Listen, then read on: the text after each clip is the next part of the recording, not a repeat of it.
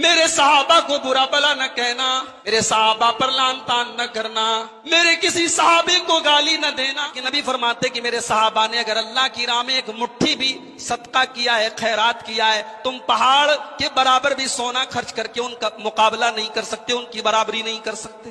کچھ لوگ کہتے ہیں مولوی صاحب سارے صحابہ ایک جیسے تو نہیں تھے. بالکل ایک جیسے نہیں تھے.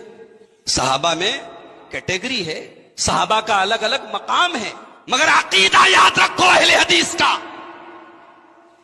ہمارا یہ عقیدہ ہے کہ جس نے ایک پل کے لیے بھی محمد الرسول اللہ صلی اللہ علیہ وسلم سے ایمان کی حالت میں ملاقات کی ہے وہ صحابی ہے، اور ہمارے اوپر اس کا احترام لازم ہے. مراتب الگ الگ ہیں، مرتبے الگ الگ ہیں، لیکن تمام صحابہ جنتی ہیں. دلیل کیا ہے؟ دلیل سورہ حدید کی آیت نمبر 10 ہے. لیکن اصل میں اہل بیت کا مطلب یہ ہے کہ اللہ کے نبی کے خاندان کے وہ سارے لوگ جن کے اوپر صدقہ حرام ہے، جو صدقہ کا مال نہیں کھا سکتے، زکوٰۃ کا مال نہیں کھا سکتے. کون ہیں وہ لوگ؟ فرمایا وہ لوگ آل علی ہیں، آل عقیل ہیں، آل جعفر ہیں، آل عباس ہیں. یعنی اللہ کے رسول کے دادا عبد المطلب کے خاندان کے جتنے مسلمان لوگ ہیں وہ سب آپ کے اہل بیت میں شامل ہیں. دوسری روایتوں سے یہ پتہ چلتا ہے کہ اللہ کے نبی کے پردادا ہاشم کی اولاد میں جتنے مسلمان ہیں وہ سب آپ کے اہل بیت میں شامل ہیں. اور ایک اور روایت سے یہ معلوم ہوتا ہے کہ اللہ کے نبی کے پردادا کے ایک بھائی تھے مطلب کے خاندان کے جتنے لوگ مسلمان ہیں وہ سب اہل بیت میں شامل ہیں. تو یہ سارے کے سارے لوگ، نبی کا یہ پورا خاندان، آپ کے دادا کی اولاد، آپ کے پردادا کی اولاد، آپ کے چچیرے پردادا کی اولاد، اس میں جتنے مسلمان ہیں وہ سب آپ کے اہل بیت میں شامل ہیں. اب ظاہر ہے حضرت علی رضی اللہ تعالیٰ عنہ اللہ کے نبی کے چچا ابو طالب کے بیٹے ہیں، تو وہ بھی آپ کے اہل بیت میں شامل ہیں. حضرت عباس آپ کے چچا ہیں، وہ بھی آپ کے. علامہ ابن تیمیہ جیسا دور اندیش انسان لکھتا ہے کہ اس امت کو یہودیوں نے اتنا نقصان نہیں پہنچایا جتنا روافض نے پہنچایا ہے. جڑوں کو کھوکھلا کیا ہے اس امت کی. اس امت میں جتنا زہر بویا ہے اس رافضی قوم نے کسی اور نے نہیں بویا ہے. ان کی کتابیں آپ اٹھا کے دیکھیے، آپ کا دماغ خراب ہو جائے گا. جن ہستیوں پر ہم جان چھڑکتے ہیں، جن ہستیوں کے ذریعے ہم یہ مانتے ہیں کہ ان کی بدولت ہمیں ایمان ملا ہے، ان ہستیوں کو یہ کافر مانتے ہیں، ان کو علی کا دشمن مانتے ہیں، ان کو اہل بیت کا دشمن مانتے ہیں.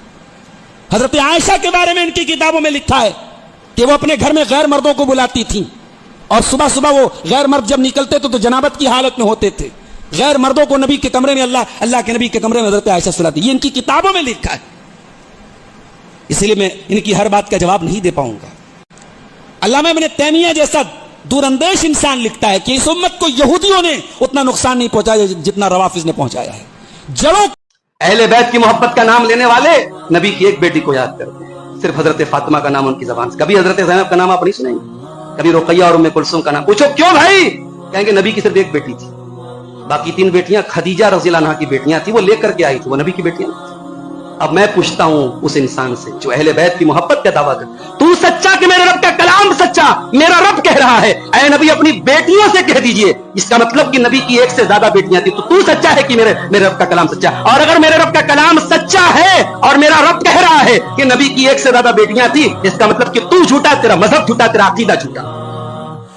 اہل بیت کی محبت کے نام پہ بیوقوف بنا رہے لوگ. نبی کی 1 بیٹی کے فضائل بیان کرتے ہو، 3 بیٹیوں کے فضائل کو جو ہے بھول جاتے ہو. اور یہی وجہ ہے عثمان غنی رضی اللہ تعالیٰ عنہ جو نبی کی 2 بیٹیوں کے شوہر تھے، ان کی یہ فضیلت ان کو ہضم نہیں ہوتی. انہی کی فضیلت کو گھٹانے کے لیے کہتے ہیں کہ نبی کی تو صرف 1 بیٹی تھی، نبی کی 4 بیٹیاں تھیں. اللہ کہہ رہا ہے نبی اپنی بیویوں سے کہہ دیجئے.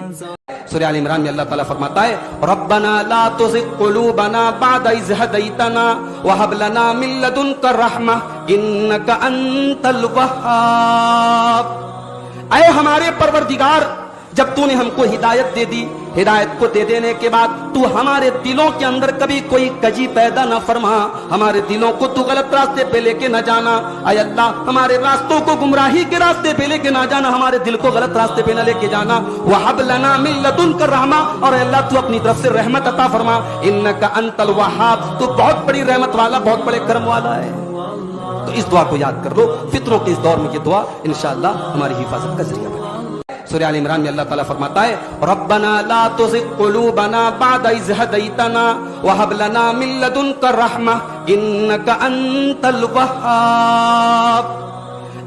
दिल में अल्लाह की सच्ची मोहब्बत पैदा करो, दिल में रसूल की सच्ची मोहब्बत पैदा करो, दिल में नबी के सहाबा की सच्ची मोहब्बत पैदा करो, दिल में नबी के अहले बैत की सच्ची मोहब्बत पैदा करो, दिल में अल्लाह के नेक बंदों की सच्ची मोहब्बत पैदा करो। इस दिल को कुरान से सजा लो, इस दिल को अल्लाह के जिक्र से सजा लो, इस दिल की सख्तियों को कुरान के जरिए, मौत के जिक्र के जरिए इस दिल की सख्ती को दूर करो। अल्लाह तबारक व तआला हमें इसकी तौफीक अता फरमाए। हमें जो लोग बीमार हैं अल्लाह उनके शिफाए कामिल अजिल अता फरमाए, जो रोजी रोटी से परेशान हैं अल्लाह उनके रिस्क में बरकत नसीब फरमाए। अल्लाह हमें नेकी के कामों में बढ़ चढ़ करके हिस्सा लेने की तौफीक अता फरमाए। इस किस्म का दीनी प्रोग्राम जाहिर है कि मुनक़िद करना कराना आसान काम नहीं है, फिर भी जिन भाइयों ने इस मुश्किल वक्त में इसका बेड़ा उठाया है अल्लाह उनके मालो मनाल में, उनके अहल वयाल में बरकत नसीब फरमाए। अल्लाह हमें अपनी शादियों को रस्म और रिवाज से पाक करके आसान बनाने की तौफीक अता फरमाए। अल्लाह हमें अपने समाज को जहेज की लानत से और जहेज की रस्म से बचाने की तौफीक अता फरमाए। अल्लाह हमारे नौजवानों को वो हिम्मत दे, वो हौसला दे कि वो बगैर जहेज के और बगैर लेन देन के अपनी शादी करें, और अल्लाह उनके गार्जियन और उनके वालिदैन को भी सही हिदायत अता फरमाए। अल्लाह हमें अपने नबी सल्लल्लाहु अलैहि वसल्लम के तरीके पर जिंदगी की आखिरी सांस तक चलने की तौफीक। आप सभी से मेरी दरख्वास्त है, आप मेरे चैनल को सब्सक्राइब करें, वीडियो लाइक करें और ज़्यादा से ज़्यादा शेयर करें और अपने कमेंट्स ज़रूर दें। जज़ाकल्लाह खैर।